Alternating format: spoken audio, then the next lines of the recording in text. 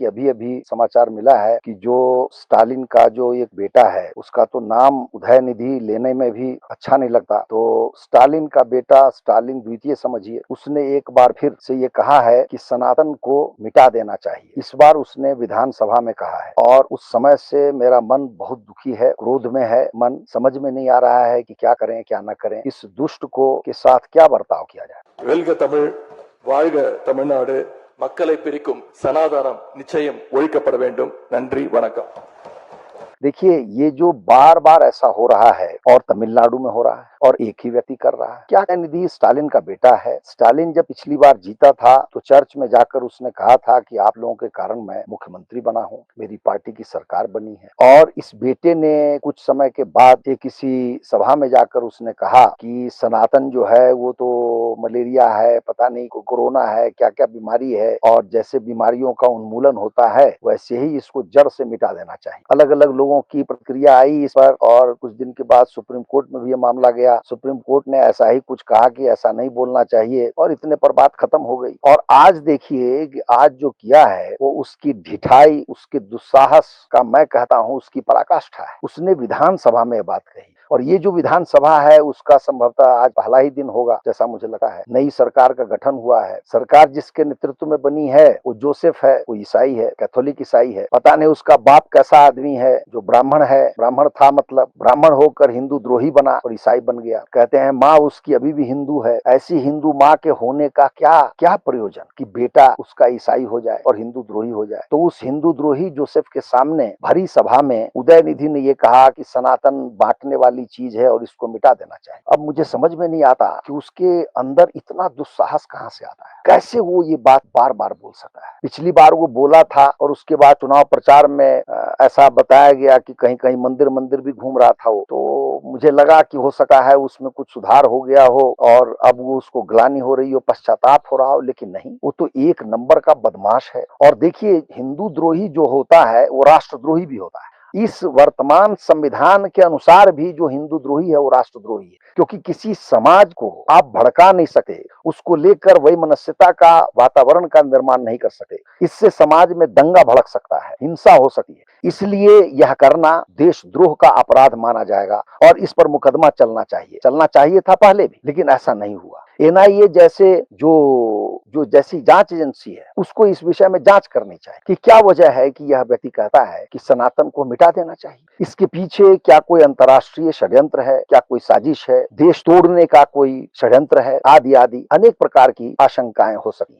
और इसके लिए इसको पकड़ के तुरंत जेल में डाल देना चाहिए और उसके बाद इससे पूछताछ होनी चाहिए। वो जो डिग्री वाली पूछताछ होती है वो सब पूछताछ होनी चाहिए। मैं कल्पना करता हूं कि उस विधानसभा में जब ये बात बोल रहा था, क्या वह ये बात बोल सकता था कि इस्लाम को मिटा देना चाहिए धरती पर से। मुझे लगता है कि भले ही 2-4 सांसद ही हो मुसलमान उस विधानसभा में, 2-4 सांसद मिलकर के विधानसभा के सदस्य, विधायक, गलती से सांसद कह दिया मैंने, वो विधायक मिलकर के इसको पीट डालते, इसको मार डालते, तो हमारे गांव में कहावत है और जगह भी ऐसी कहावत होगी कि सीधे का मुंह कुत्ता चाट के चला जा रहा है। मुझे लगता है हमें अपना आवरण, सीधेपन का आवरण उठाकर फेंक देना चाहिए। हमें भी उतर जाना चाहिए मैदान में। जब तक आप उसको डराएंगे नहीं, जब तक वो आपसे डरेगा नहीं, तब तक इसी प्रकार की खुजली करता रहेगा। दूसरी बात, तमिलनाडु में ही ऐसा क्यों होता है? और जगह होता है तो कोई ऐसे ही कोई जो हाशिए पर है, जिसका कोई महत्व नहीं है, इस प्रकार का व्यक्ति कुछ कुछ बोल देता है। लेकिन यहाँ तो वह व्यक्ति बोल रहा है जो अभी 4-5 दिन पहले तमिलनाडु का उप मुख्यमंत्री था और स्टालिन का बेटा है, मतलब सर प्रमुख नेता। जोसेफ के मुख्यमंत्री बनने से पूर्व यह व्यक्ति स्टालिन के बाद सबसे बड़ा नेता था तमिलनाडु, वह बोल रहा है। हम ऐसी कल्पना नहीं कर सकते हैं, यहाँ तक कि अखिलेश यादव से भी या लालू यादव से भी या उसके बेटे से भी, कि वो हिंदू धर्म को मिटाने की बात करेगा। तो प्रश्न है तमिलनाडु में ही क्यों बार बार होता है। तो मेरी एक बहुत ही कहिए कि चिर अर्जित या संचित धारणा है, जो तमिलनाडु बहुत बार जा करके तमिलनाडु का जो मैंने अध्ययन किया है, जो मैं जानता हूं, उसके आधार पर कहता हूं कि तमिलनाडु में जो हिंदू हैं वो 2 ही प्रकार के हैं। उनमें से एक हिस्सा उनका है जो क्रिप्टो क्रिश्चियन हो चुके हैं और एक हिस्सा वो है जो अहिंदू हो चुके हैं, अर्थात नाम के लिए हिंदू, और बहुत थोड़े से कई हैं जो जिनको आप धर्मनिष्ठ हिंदू कह सकते हैं, लेकिन उन धर्मनिष्ठ हिंदुओं को भी हम क्या करें? यदि आप विरोध नहीं करते हैं, प्रतिरोध नहीं करते हैं, अपनी आवाज नहीं उठाते हैं, आप बोलते नहीं हैं, तो फिर आपके होने न होने का कोई अर्थ नहीं। अभी कल परसों वार्ता में पंकज जी कह रहे थे द्राविड़ उपजी भक्ति उपजी। अरे द्राविड़ में कभी भक्ति उपजी होगी? वैसे तो मैं मानता हूं भक्ति उपजने वाली चीज नहीं है, और ऐसा थोड़े है कि दक्षिण में भक्ति उपज गई, उत्तर में भक्ति नहीं थी। भक्ति तो तब से है जब से हमें ईश्वर के प्रति श्रद्धा है, तब से ही भक्ति है। चाहे वो सतयुग हो, त्रेता हो, द्वापर हो, कौन सा युग होगा जब हमारे अंदर भक्ति नहीं रही होगी? बिना भक्ति के हमने ये वेद रच दिए, उपनिषद रच दिए, ब्राह्मण रच दिए, अरण्यक रच दिए, महाभारत लिख दिया, रामायण लिख दिया, पुराण सब की रचना हो गई बिना भक्ति के। तो फिर भी जब के लिए कहा गया तब के लिए कहा गया। दूसरा, मैं एक बार बार मौलिक प्रश्न उठाता हूं कि इस देश में सर्वाधिक मंदिर आज तमिलनाडु में है, और वो मंदिर जो है वो सरकार के अधीन है। हमारे आप सबके लिए दुख की बात है, वेदना की बात है, लेकिन तमिलनाडु में क्या हिंदुओं ने कोई आंदोलन किया इसके लिए? क्या वो सड़क पे आए? नहीं आए। तो मुझे लगता है कि अब हमें, जिसको ऐसा लगता है कि तमिलनाडु के जो हिंदू हैं उनकी तेजस्विता समाप्त हो गई है, वो तेजस्वी नहीं रहे, निस्तेज हो गए हैं, निष्प्रभावी हो गए हैं, अन्यथा किसी की क्या मजाल, तू कुछ भी बोलकर चला जाए। मैंने कहा था इसी मंच से गवई को लेकर कि गवई आज सीजेआई की कुर्सी पर बैठा हुआ है, जब वो हटेगा तो उसकी क्या दुर्दशा होगी? कोई भी कुछ भी कर सकता है। और आप देखिए कि उसकी कुर्सी पर बैठे हुए हमारे एक महापुरुष, वो भी शूद्र से समाज से आने वाले महान राकेश जी, उन्होंने जूते से मारा गवई को। और गवई जब अपनी कुर्सी छोड़कर हटा है तो कहाँ गया है? बागेश्वर धाम सरकार के पास गया है, धीरेन्द्र शास्त्री जी के पास गया है, परिवार सहित गया है, और ये जो रमरमा ओढ़ कर गया है, उसका सारा सकपाली जो वो था, भीमराव सकपाल वाली कहानी, और या हम बने हुए नौबद्ध भी एक प्रकार का क्रिप्टो क्रिश्चियन ही होता है, वो सारा चोंगा उतार फेंका, सीधा हो गया यूं और पहुंच गया। तो ये हम इधर की बात कर रहे हैं। क्या उदयनिधि को कोई दंड नहीं मिलना चाहिए? क्या उदयनिधि के साथ कुछ नहीं होना चाहिए? अरे कुछ नहीं, 2-4 रैली निकाल दीजिए, जुलूस निकाल दीजिए, उस तमिलनाडु में कुछ शहरों में बंद का आह्वान कर दीजिए, तब तो लगेगा। उसका दुस्साहस बढ़ ही इसलिए रहा है कि कोई विरोध नहीं कर रहा है, और विरोध का मतलब मुखर विरोध। दूसरा, हम जैसा जानते हैं कि हमारे यहाँ जो सुप्रीम कोर्ट है या कोई भी कोर्ट है, वो कुल मिलाकर जो आप देखेंगे वो ईसाइयों का ही क्रिएशन है। अभी हमने 2-4 दिन पहले बात की है, ये जुडिशियरी है, ये न्याय व्यवस्था नहीं है। तो ये सारे के सारे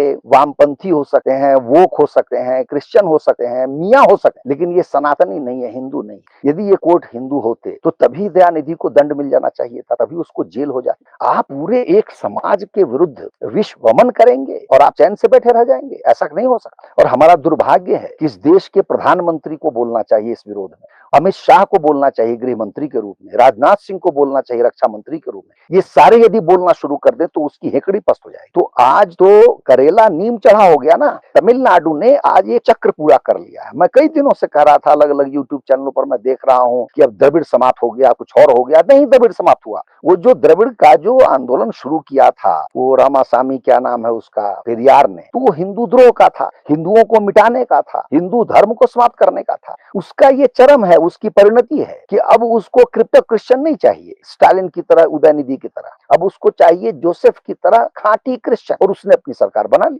और इसीलिए उदयनिधि को ये बात कहनी पड़ी विधानसभा में, क्योंकि अब उसको लगता है वो छोटा हो गया। क्रिप्टो क्रिश्चियन क्रिश्चियन के सामने तो छोटा है, तो इसलिए वो ये बात कह रहा है। अब वहां लड़ाई हो रही है कि कौन कितना बड़ा क्रिश्चियन है। हिंदू धर्म तो नेपथ्य में गया, उसका कोई मतलब नहीं। आज एक आप लोग जानते होंगे कि ट्विटर पे एक महिला की फोटो आती है और उनका अपने नाम की जगह वो नो कन्वर्जन लिखी, बहुत लोकप्रिय है। मैं भी उनको कई बार उनका समर्थन कर देता हूँ, उनकी बातों का कुछ टीका टिप्पणी भी कर देता हूँ। तो आज उन्होंने पता नहीं मीनाक्षी मंदिर या किसी मंदिर का एक जो मानचित्र पर दिखाया कि यहाँ मंदिर है वो, और उसके चारों ओर पता नहीं कितने दर्जन भर चर्च बन गए। तो प्रश्न उठता है कि ये चर्च मदुरई में, संभवतः मदुरई की बात वो बता रही थी, तो मदुरई में चर्च बन रहे हैं, तो उसका विरोध कौन करेगा? उसका विरोध क्या जम्मू में बैठने वाला व्यक्ति करेगा, या कश्मीर में बैठने वाला व्यक्ति करेगा, या गुवाहाटी में बैठने वाला व्यक्ति करेगा? उसका विरोध क्या मदुरई नगर के जो हिंदू हैं वो नहीं करेंगे? तो मुझे तो ऐसा लगता है कि जो तमिलनाडु के हिंदू हैं वो निस्तेज हो चुके हैं, उनमें पुनरुत्थान की आवश्यकता है।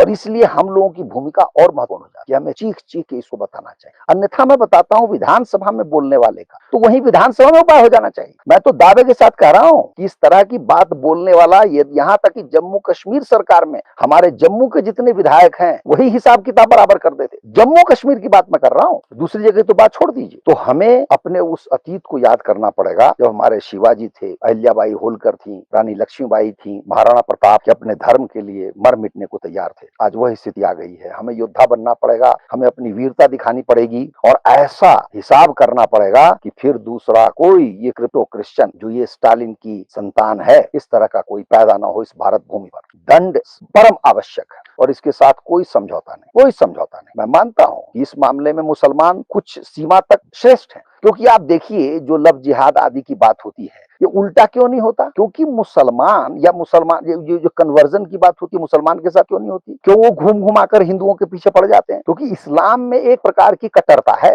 वो मर मिटने के लिए तैयार रहते हैं हर समय। वो चाहे जाने ना जाने, ऐसा नहीं कि सारे मुसलमान कुरान जानते, कुछ नहीं जानते हो, लेकिन उनका जुमे की नमाज होती है, उसमें खुतबा होता है, कुछ न कुछ मौलाना मौलवी सुनाता है, घर का भी वैसा ही वातावरण रहता है, हिंदुओं के विरुद्ध विषमन होता है, तो ऐसी ही उनकी शिक्षा होती है बचपन से, तो कट्टर हो जाते हैं। तो भले ही हम कट्टर शब्द का प्रयोग न करें, लेकिन हमें धर्मनिष्ठ तो बनना पड़ेगा। धर्मनिष्ठ बनने का मतलब कायरता नहीं होती है। हमारे पूर्वज कायर होते तो हम हिंदू आज होते ही नहीं। संसार में कोई भी ऐसा समाज जिसकी जनसंख्या 120 करोड़ के आसपास हो धरती पर नहीं है, वो समाज एकमात्र समाज है हिंदू। तो हिंदुओं ने अनेक झंझावातों को देखते हुए यहाँ तक हिंदू समाज पहुंचा है। इसलिए हमारे पूर्वजों को नमन कि जिन्होंने हमें यहाँ तक पहुंचाया है। अब ये हमारा दायित्व है कि हम अपनी संतति को कितना आगे भेज दें। इसलिए आवश्यक है कि जिसने कहा है कि सनातन को मिटा देना चाहिए, हमारा नारा होना चाहिए कि हम क्रिश्चियनिटी को मिटा देंगे, उसको निर्मूल कर देंगे, हम इस्लाम को निर्मूल कर देंगे इस धरती पर, इस भारत भूमि पर। नहीं तो तुम्हारा वही व्यवहार होना चाहिए जो अपेक्षित है। तुम हमारा सम्मान करो, हम तुम्हारा सम्मान करें। यदि तुम्हारी वैसी भाषा है तो हमारी भी वैसी भाषा हो, हम उसी भाषा में तुमको उत्तर देंगे। और हमें कोई अपेक्षा नहीं है संघ से, हमें कोई अपेक्षा नहीं केंद्र सरकार से।